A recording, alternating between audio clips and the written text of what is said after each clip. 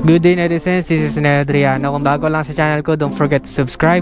Also hit that notification bell para lagi kang notified once may bago tayong upload. For today's vlog ay bibigyan na natin ng overview and i-check natin tong bagong-bagong NMAX 2020 via request. Sobrang dami nagre-request nito. Una sa lahat, bago kong umpisahan, ito yung color na matte green. Tingnan nyo yung itsura nya, matte green. Hindi ko expect, akala ko kulay gray siya, pero pag natapatan siya ng araw is matte green pala to. Ibang iba yung kulay niya, very sophisticated. Ang i-review ko kasi ngayon is yung color red, pero gusto ko lang tong i-shoutout kasi nagulat ako, akala ko ito ay gray, pero matte green pala siya. Hindi siya kagaya ng matte green ng Gravis. So kung ma-check nyo sa mga dealership na may ganito, parang ganda kuhanin nito kasi iba yung ano niya, parang pag naarawan lang, tsaka mo lang makikita yung pagka matte green niya. Ganda, pati emblem. So quick run through tayo ng specs and also yung mga issues dati, yung mga inaabangan nyo kung nandun ba. Without further ado, let's get right to it. Pasok intro.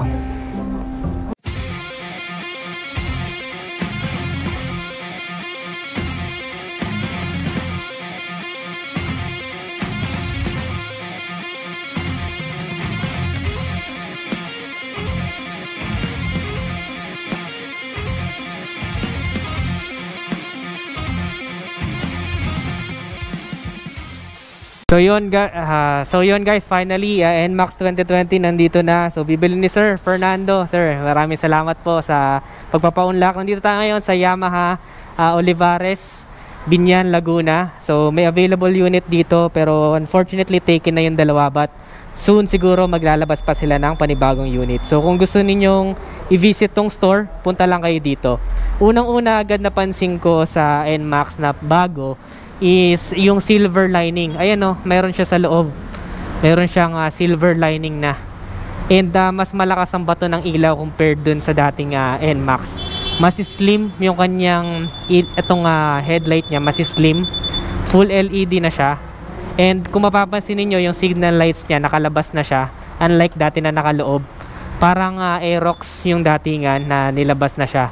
Ang mas maganda yung ganito kasi miski man nasa gilid mo, makikita na nakasignal ka. And all LED na rin siya, pero bulb type pa to eh. Itong nakikita ko na side signal lights niya.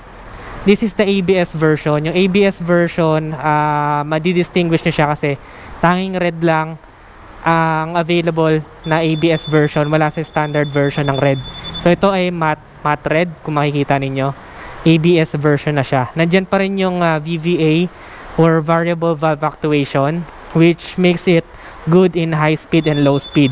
Medyo torquey siya sa low speed.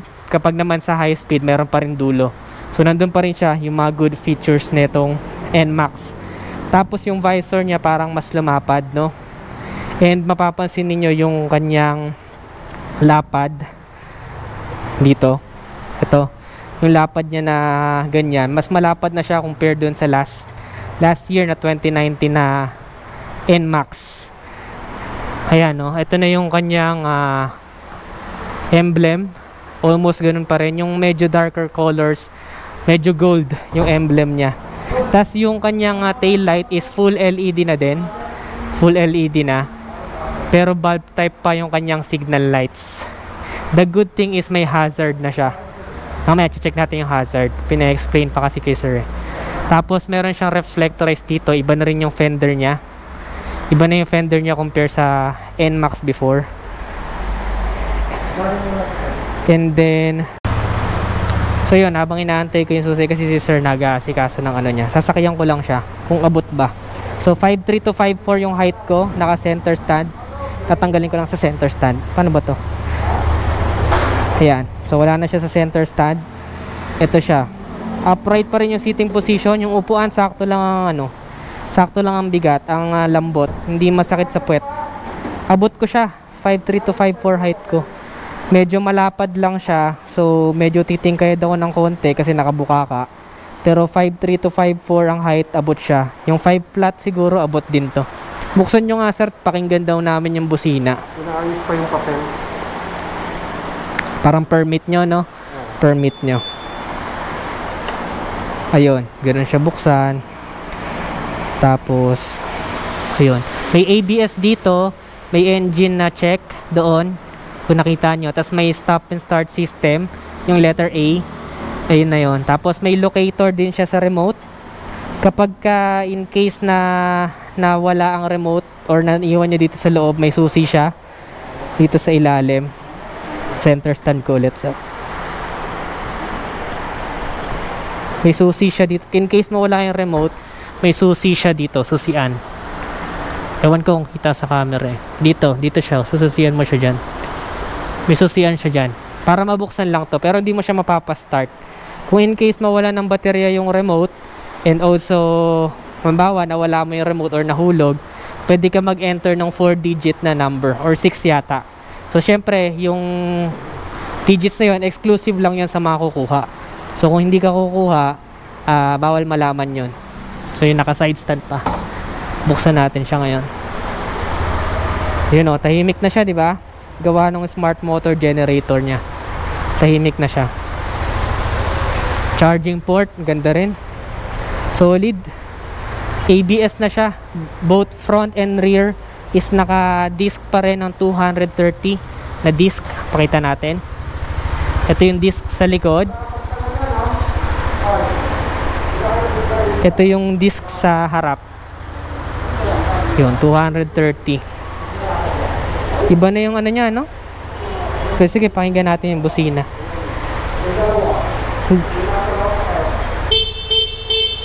Oh, so parang ganun pa rin yung busina niya.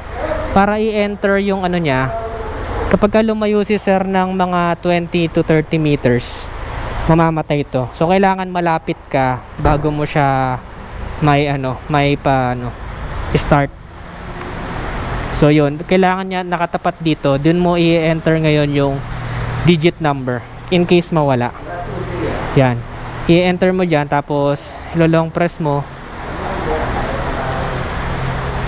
Kailangan nandun. Basta ilolong press mo to. Ayaw umilaw eh. Yung tinuro kanina ni sir, no? Kapag ka nawala. Sir?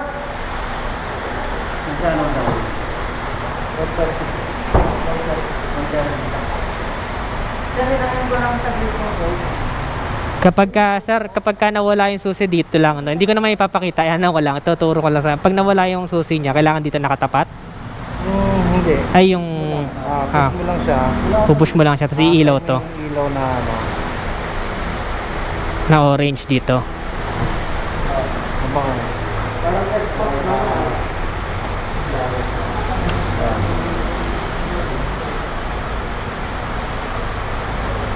Ayun, yun. Basta yun, umilaw siya ng 3 beses. Yun. Tsaka mo siya i-enter yung 4-digit code. Or, ayun. Medyo mabagal na yung sequence. Medyo mabagal na yung orange na yun sa pangatlong ilaw. Ayan. Doon mo i-enter ngayon yung digit. Yun. So, syempre, exclusive na lang yun sa mga bibili. Yun. So, yun. Para siya ma-enter mo yung code. Kasi marami din nagtatanong, paano yun pag nawala yung susi, nawala ng baterya out of nowhere. So, yun. I-enter mo siya ng 4-digit code, aandar pa rin siya. So, nothing to worry about. Ang galing. Napaka-advance na ng feature niya. Na-amaze ako actually, guys. And also, medyo, hindi na ganun ka-genuine yung ko kasi kanina ko pa siya nakikita. Kanina excited ako i-review siya. So ngayon, na-review ko na siya. Kung ano pa yung mga gusto nyong malaman, just comment down below. Hindi ko na muna isinama yung mga data, yung mga ground clearance kasi wala pang lumalabas na official specs. Miski sila sir is hindi pa nabibigyan ng official specs. Save ko yan for a full review. Yung mga ground clearance niya, yung mga wheelbase, dimensions, na iba. For sure na iba eh. Iba yung lumalabas sa internet. Iba yung nakikita ko sa personal. So, yung mga nilista ko dito, hindi ko na muna isinama yung iba. Naka-blue core pa rin. Naka-blue core pa rin siya. Which gives you more power and less fuel. Yun. Yung blue core technology ng Yamaha. Dito menu. Ang ganda ng mga niya. Mga parts niya dito, ang ganda. Hindi mo kan cheap ma-distinguish. Sabi ko nga sa inyo, ang ganda rin ng matte green andun sa loob. Pakita ko sa inyo yung difference ha. Ito yung matte red. Nandito yung matte green. Hindi ko nga akalain na matte green to eh. Ito, dito. So, ito yung matte green. Ito yung matte green niya. Iba yung pagka-matte niya. Unlike dun sa Gravis. Yan, si Sir, yung may-ari nito. Sir Mark. Shoutout sa'yo, Sir Mark. Tapos, ito yung Gravis. Ganito yung matte green dati. Iba yung kulay ng NMAX na 2020. Ito yung matte green ngayon. Tapos kulay gold yung emblem niya, kulay gold, pati yung mags kulay gold. Yun ay kulay black, ito kulay gold ang mags. Ganda rin tong option. Yung iba kasi gusto pula, pero ito maganda, kulay gold yung kanyang ano. Ito yung iba, yung kung may option kayong iba, ito yung ano nya. Pakita natin yung bato ng ilaw. So pakita ko lang yung bato ng ilaw ng NMAX. Ewan ko Sir, lapit ka. Pakita natin yung ilaw sa kanila. Ayun, pag lumapit talaga kayo, no? Ayan, tapos buksan natin. Oh, ayun yung ilaw niya ngayon, no? Mas malakas, guys. Actually, yung iba kasi nahihinaan sa stock na ilaw. Pero kasi kapag nasanay ka na nagkakabit ka lagi ng auxiliary lights, dun talaga parang feeling mo yung mga stock na ilaw ng mga motor is medyo mas ano na, mas mahina na. Pero masasabi ko is malakas to, mas malakas compare sa before. I-high beam natin. Naka low beam pa yan, no? Ganyan ang high beam. Low beam, high beam. Ayan, ganyan yung tsura nyo pag naka high beam. Ganda, no? Ganda. So ayan, binasag ko na yung hype. Sobrang dami nangungulisahan, Sir Ned.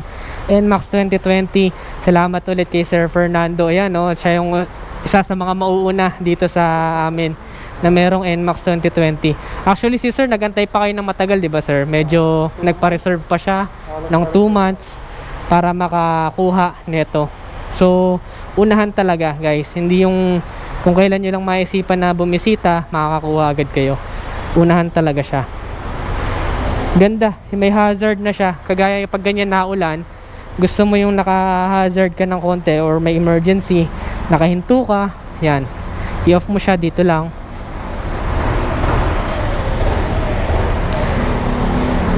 Pag may nag-request sir na ite-test drive natin, pupuntahan ko kayo sa inyo para maribigyan natin ng full review. Ayun, kila Sir Fernando. Naka-liquid cooled siya, guys. Ibig sabihin, kapag ka long ride is sobrang tatagal. Sabi ni Sir doon is around 10,000 to 12,000 kilometers bago kayo magpalit ng coolant. Yung iba nakaka 15,000 pa. Tapos kapag ka FI na ganito, malalaman mo siya kapag ka nagkakaroon na yung parang medyo mahirap nang mag-start, kailangan na ng FI cleaning pala nun. So nasa around 10 or 12,000 din ang FI cleaning. Depende sa manual. Yun yung mga advice nung mga mekaniko dito. Yan sila Sir June. Ayun, shout out na lang sa mga staff dito sa Yamaha Olivares, Binyan, Laguna. Napaka-accommodating nila. Ganda. Overall, maganda. Sakayan ko ulit para ma-feel ko. Ayun, no? Cruising style, no? Ito talaga binabayaran mo sa NMAX, comfort.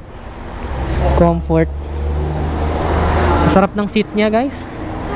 Sarap. Yun nga, wala siyang stitches. Medyo on the regular side na yung kanyang seat. Parang yung sa mga MIUI 125 ganito. Ganito na seat niya. Ganito na. Ganito na yung seat niya, guys. Wala nang stitches. Wala nang stitches ang seat. Ito, ganun pa rin. Sobrang solid, oh. Laki, big chunk yung kanyang grab bar para sa pillion ride. Big chunk. Ang kanyang side stand, ito pa yung isa sa issue dati. Yung side stand niya is hindi masyado naka-extend eh.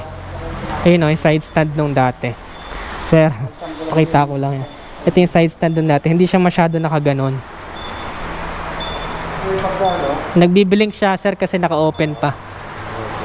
Ayan, so off lang. Yung side stand nito, parang hindi pa rin masyado naka-extend. So kapag ka nag-park ka sa mga medyo pa baba, huwag mo ipagkatiwala yung side stand. Kailangan lagi ka naka-center stand. Yung iba bumibili ng extension para sa side stand. Ganda. Ganda niya. Magkano ang SRP, sir? Magkano bili nyo? 134.5. 134,500 kinash basis ni sir. Plus 1.5 yon kung sa kanila mo ipapaasikaso yung registration. Pero ngayon kasi sarado ang mga LTO. So yun yung kadalasang problema ng mga tao. Paano mo i-break in para nang walang ano. Pero kagabi actually nakikinig ako ng balita is yung mga expired na rehistro, expired na lisensya is hindi papatawan ng ano ng penalty kasi nga sarado mga LTO. Kumbaga hindi mo kasalanan yun. So ngayon medyo lusot pa yung mga ganon kasi hindi ka talaga makakapag-asikaso. But for now siguro ayun. Anong height nyo, sir? 5'10". Yun, mga 5'10". Ganyan, itsura sa 5'10" si sir. Ganyan ang itsura niya sa 5'10". Bagay na bagay kasi medyo malaki din si sir malaking tao. Laki din katawan niya. Lumaki talaga yung NMAX. Nagmukha siyang Maxi Scoot talaga. Parang X-Max. Speaking of X-Max guys, na red din. Next vlog natin, kung gusto nyong i-feature ko yung X-Max, meron na akong mahihiraman. So comment down below kung gusto nyo siyang i-feature. Or may iba pa kayong gusto, motor na gusto nyo i-feature sa channel ko. Ayun lang, ang masasabi ko, available din ang installment. Ano installment? Natanong natin kayo, ma'am, may ano kayo, alam nyo kung ang installment niya? Installment at saka third po, ano ka sir? Sige po. Salamat po. Ayun, si ma'am, manager nila. Tatanong natin yung kung installment. Pag cash basis, ayun yung presyo. Naasahan ninyo, 134,500 plus yung kanyang registration. Ganda guys. Ganda. Gulong niya, tubeless na ha. Tubeless na to guys ha. Hindi na siya tube type, tubeless na. Tingnan ko nga kung may lock. Oh, may lock siya. Wala. Ayun to. Lock, wala ba? Wala nga lock. Wala siyang lock dito eh. Wala siyang lock. Wala siyang lock. Yung dating bulsa, yun, ganun eh. Yung dating bulsa niya. So yun guys, sa mga nagtatanong ng installment, nandito si ma'am. Ano pong name nyo, ma'am? Ano pong name nyo? Cleofe. Cleofe. Yan, si ma'am Cleofe. Ang kanilang manager dito sa Yamaha Olivares po ba? Opo. Olivares po to, no? Yamaha Olivares, Binyan, Laguna. Ayun. So punta lang kayo dito, check kayo ng mga unit. May mga Aerox. Palagay nyo, ma'am, kailan kayo magre-restock ng NMAX 2020? Ayun, wala pa tayong Specific, ano? notice kung kailan dadating yung mga units. Pero every time na ngayon sa warehouse namin, dinidistribute sa lahat ng Yamaha 3S nationwide. Kaya sa unti-unti lang kasi Okay. branches. Mhm. So, priority Tentative pa siya, tentative pa. Pero pwede na kayo magpa-reserve in case interested kayo. Punta lang kayo dito. nagtatanggap kami ng mga application. Mhm. Sa reservation sa cash naman, depende kung willing to wait sila. Mm, Kasi hindi ko mhm. rin mapapromise ko. Okay. Sila din, sir. Mhm. Diba? Naghintay ako ng ilang buwan. Kailan ka nag-down? 2 months. 2 months ago, nag-down na siya. Ano pa? Pinilit ko pa siya na mag-down para ma-reserve ko. Mhm. Kasi sabi ko, kapag wala kang down, hindi kita malaline. Okay. Kaya kung yung may parang kung kilala mo, ikaw hindi mo kilala, Para secure na, kumbaga. sure na. So, magkano po yung installment, ano niya? As promise, yung pangalawang unit, actually yung unang unit, sa kanya ako tinawag. Naka 7 units na daw yata kayo, ma'am. So far, ito at saka sa kabilang branch namin sa Platero. Ang dami na agad, no? Parang kailan lang to bumagsak? Sunday, Bingo. Last Sunday lang? Nung nag-message sa Ang bilis. hindi kami Wala pang 1 week. receive na walang PNC clearance. Mm. So actually, meron na sa dati pa. Mm. Pero since walang PNC clearance, hindi namin siya Nakaano lang siya. kasi hindi siya pwede ibenta. Mm-mm. Gawa naman, hindi din siya marinis. Okay po. So, mura lang naman daw nito, nasa 21,000. 21,000. Minimum, pinaka-minimum. Minimum yon. Pwede ka mag-down ng mataas. Mas mataas. Okay po. Magkano po ang ano? Halimbawa, Meron tayong term. Mhm. Mula 1 year hanggang 3 years. Mhm. So, pinaka-maximum natin 3 years, monthly niya ay 5,998. 5,998 sa 3 years. May rebate po 200. kapag updated. May previous account ka sa motor trade, 500. Okay. Kapag nakakuha ka na dati. Yes po. Paano yun, ma'am? Halimbawa, meron pa silang hinuhulugan. Pwede ba silang maglabas ng isa pa? Pwede po, as long as yung cash flow nila ay Okay. Tama. siya ng bank, depende dun sa income. Kung overall income is kaya naman, pasok siya. Okay. Ayun, maraming salamat po. Yun ang mga gusto malaman kasi ng mga subscribers natin. Installment and full cash po, magkano? Ang maganda naman dito, kapag may installment mo sa 3 years, at gusto mo na siya bayaran within 6 months, within 1 year, within 18 months, nare-recompute yung interest rate. Okay. Mare-recompute kapag ka nag-advance ka. Diba, yung pera ako, katagan, nare-recompute, hindi Okay po. yung years na nakompute. Okay po. Maganda pala. Magkano SRP, ma'am? Yung SRP nito nasa 136,000 kasama rehistro. Kasama rehistro. 136,000 kasama rehistro. Yung standard, ma'am, nagkaroon na ba kayo ng standard? Standard wala pa, ABS. ABS pa lang. Okay. Okay po. Salamat po ulit. Ayun, yun lang siguro sa vlog na to. Maraming ulit salamat dito sa kanila, kay Sir Fernando and kay Ma'am Cleofe. Pinaunlakan nila tayo na makita to. Huwag niyo pa kalimutang i-give to ng thumbs up or i-like ang video na to para marami pa tayong magawang vlog sa mga susunod. Again, this is Ned Adriano. Always keep it cool and ride safe always. Bye-bye now.